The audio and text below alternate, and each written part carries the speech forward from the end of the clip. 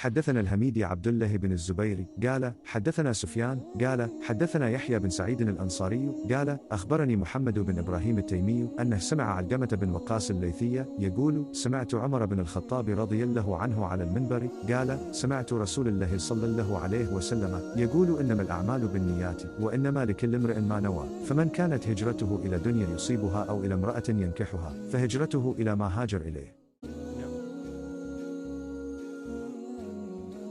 Narrated Umar bin al-Khattab, I heard Allah's Messenger, saying, the reward of deeds depends upon the intentions, and every person will get the reward according to what he has intended.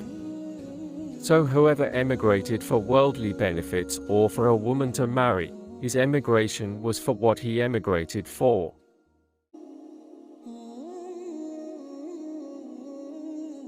हज़रत उमर बिन ख़त्ताब रज़ी अल्लाह अन्हु फरमाते हैं कि मैंने जनाब रसूल अल्लाह सल्लल्लाहु अलैहि वसल्लम से सुना, अब सल्लल्लाहु अलैहि वसल्लम फरमा रहे थे कि तमाम अमाल का दारोमदार नियत पर है और हर अमल का नतीजा हर इंसान को इसकी नियत के मुताबिक ही मिलेगा। बस जिसकी हिजरत तर्क वतन दौलत दुनिया हासिल करने के लिए हो या किसी औरत से शादी की गरज हो, बस उसकी हिजरत इन्हीं चीज़ों के लिए होगी जिनके हासिल करने की नीयत से उसने हिजरत की है।